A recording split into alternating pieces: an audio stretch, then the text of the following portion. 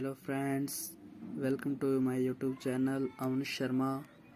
Now आज हम discuss करते हैं अप्लाइड मैकेनिक्स। आज हम स्टार्ट करते हैं अप्लाइड मैकेनिक्स का फर्स्ट चैप्टर इंट्रोडक्शन। तो यहाँ पर 1.1 है concept of mechanics and applied mechanics. क्या होता है concept of mechanics and applied mechanics? The branch of science which deals with the forces and their effect on the bodies on which they act is called mechanics। यह science की वह branch है जो जैसे कि एक फोर्स होती है वो बॉडी पर लगती है तो उसका अफेक्ट बॉडी पर होना क्या कहलाता है? मैकेनिक्स कहलाता है। Applied mechanic also known as engineering mechanics. Applied mechanics को इंजीनियरिंग मैकेनिक्स भी कहा जाता है। The branch of engineering which deals with the laws of mechanics as applied to the solution of engineering problems। Applied mechanic को engineering mechanic कहा जाता है और इस इंजीनियरिंग में इंजीनियरिंग जो प्रॉब्लम्स होती है अप्लाइड इसके जो लॉज होते हैं मैकेनिक्स के इनके बारे में इनके प्रॉब्लम्स के बारे में डिस्कस किया जाता है। नाउ अब आता है branches of applied mechanics. The subject of applied mechanics is broadly divided into the following two branches. First है statics, second है dynamics। तो जो statics है the branch of applied mechanics which deals with the forces and their effect while acting upon bodies which are at rest is called statics। तो इसका क्या मतलब हुआ? statics से applied mechanics की वह ब्रांच है जैसे कि एक जो फोर्स हो गई जो बॉडी रेस्ट की पोजीशन में है ना, रेस्ट पोजीशन में जो बॉडी पर फोर्स लगती है तो उसे स्टैटिक्स कहा जाता है। उस पर कोई वो तो होगी नहीं। Force and their effect while acting upon bodies as are at rest is called statics. In this branch of applied mechanics we are concerned with the condition of equilibrium of stationary bodies or of bodies which are moving with constant speed। The statics deals with the equilibrium or forces। जैसे example forces in the various member of a truss, tensions in the ropes of pulleys etc। अब आता है dynamics। क्या होता है dynamics? The branch of applied mechanics which deals with the force and their effect while acting upon bodies which are in motion is called dynamics। यानी dynamics वह होता है जब हमारी बॉडी को मोशन में होती है तो उस पर फोर्स लगा जाता है तो वो क्या इफेक्ट देती है, यह डायनामिक्स होता है। When a system of forces acting on a body has a resultant of certain magnitude the body will be accelerated and the problem of dynamics is further divided as under। Dynamics two type होते हैं dynamics की, kinetics and kinematics. Kinetics the branch of dynamics which deals with the relationship between motion of bodies and force causing motion is called kinetics. यह dynamics की वह branch है which deals the relationship between motion of bodies and force causing motion is called kinetics. यह dynamics की वह branch है जो body पर मोशन लगता है और फोर्स का जो मोशन होता है उसके बीच में जो मोशन होता है उसके काइनेटिक्स कहते हैं। अब आता है kinematics. The branch of dynamics which deals with motion of bodies without considering the forces with which cause motion is called kinematics. यह डायनामिक्स की वह ब्रांच है which deals the motion of bodies जो मोशन ऑफ बॉडी जो body पर motion होता है जब बॉडी मोशन में होती है without considering the force which cause motion is called kinematics. Without considering the force which cause motion is called kinematics. अब आता है application of applied mechanics. Some of the important practical applications of the principles and laws of mechanics are given below। The first है the motion of vehicles such as train, buses etc. The design of buildings and forces on columns and walls, the stresses in bridges and trusses, the buoyant forces in air and water, the flight of aeroplanes and projectiles. अब आता है physical quantity. Physical quantity क्या होता है? Any quantity which can B measure it called physical quantity. यानी physical quantity वह quantity होती है जिसको हम मेजर कर सकें, वो फिजिकल क्वांटिटी होती है। There are two types of physical quantity. First होती है फंडामेंटल और बेसिक क्वांटिटी, सेकंड होती है derive quantity.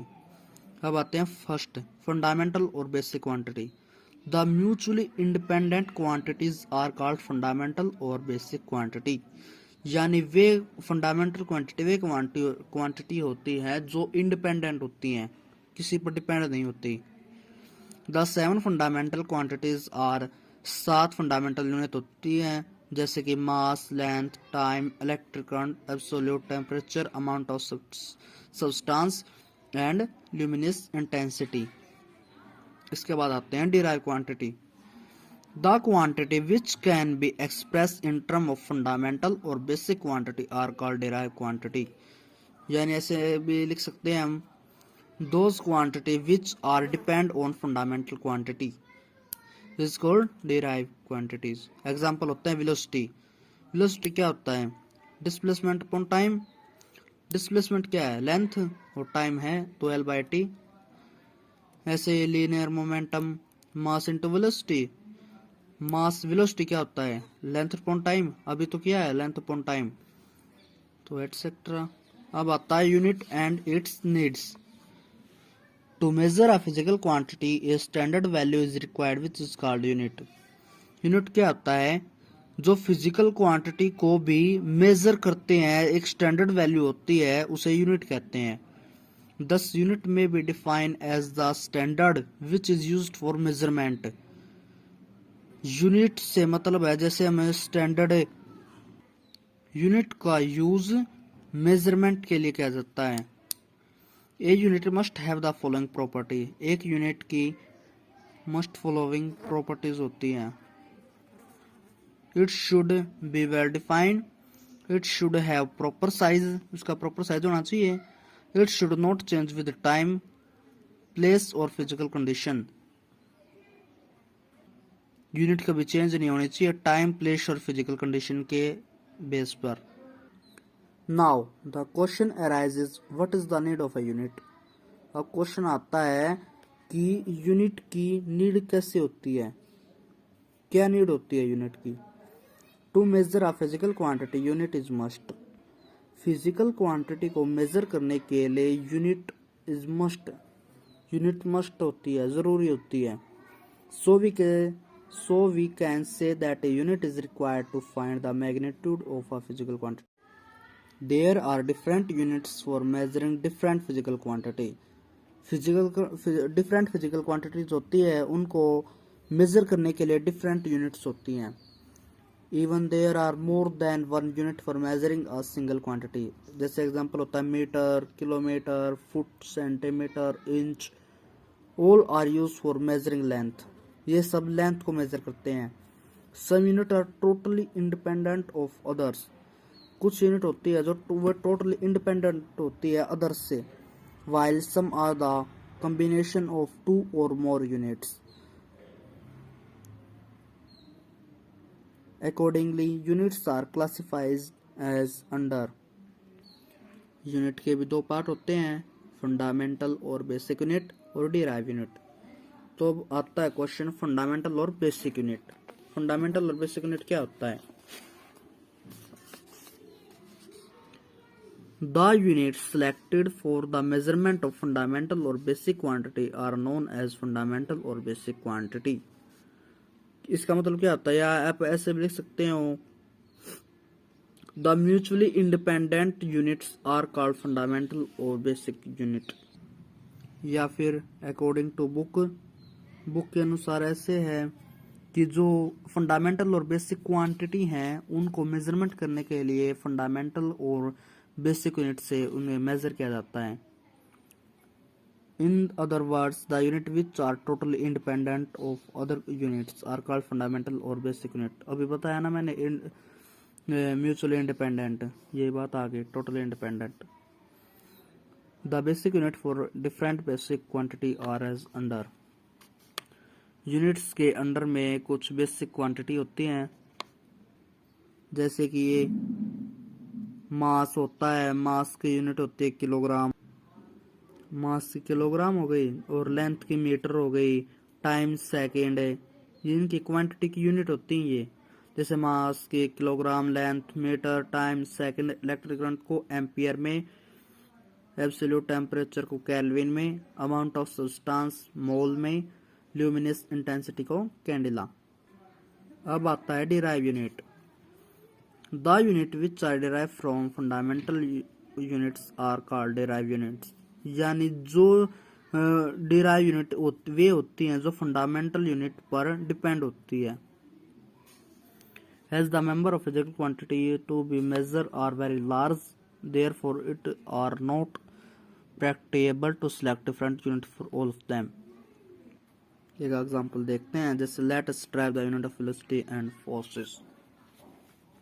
We know that velocity is equal to displacement into time. The unit of displacement length is m and the unit of time is s. Therefore, the unit of velocity is metre second. Force का क्या होता है, mass into acceleration.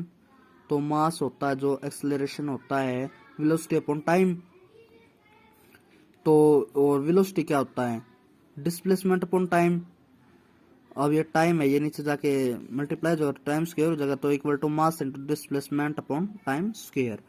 तो the unit of mass, displacement, length and time are kilogram, meter and second respectively. Therefore, the unit force is kilogram meter second square.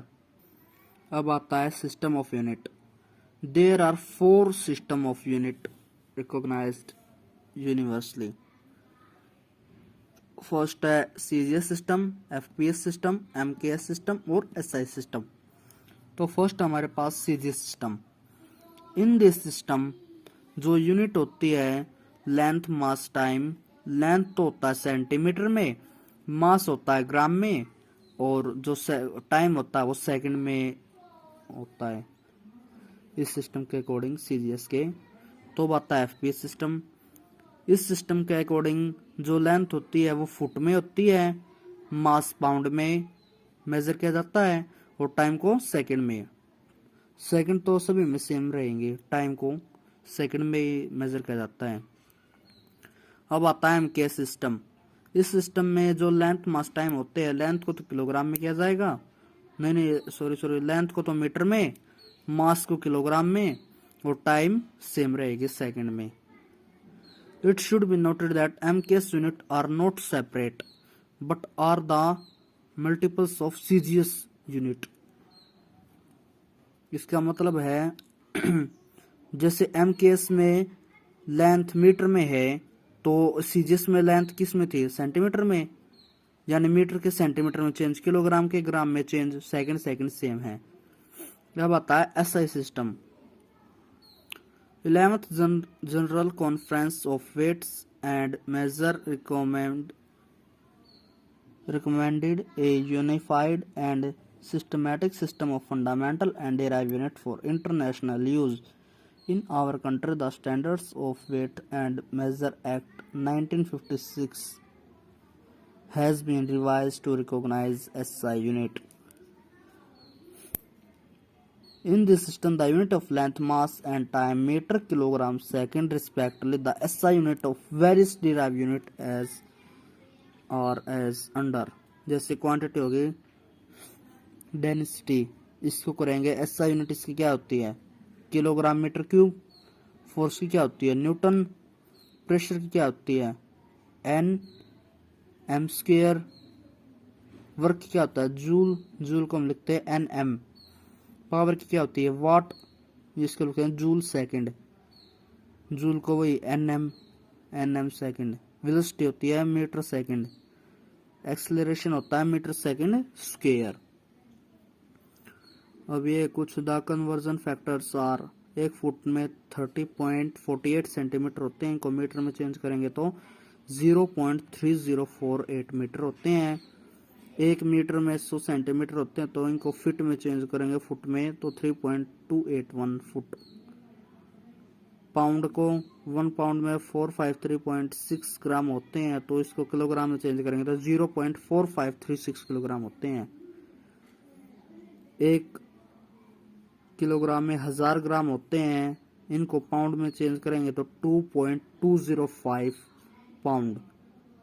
In this book also we shall follow SI system of units only. अब आता है rigid body. Rigid body क्या होता है? A rigid body may be defined as a body which does not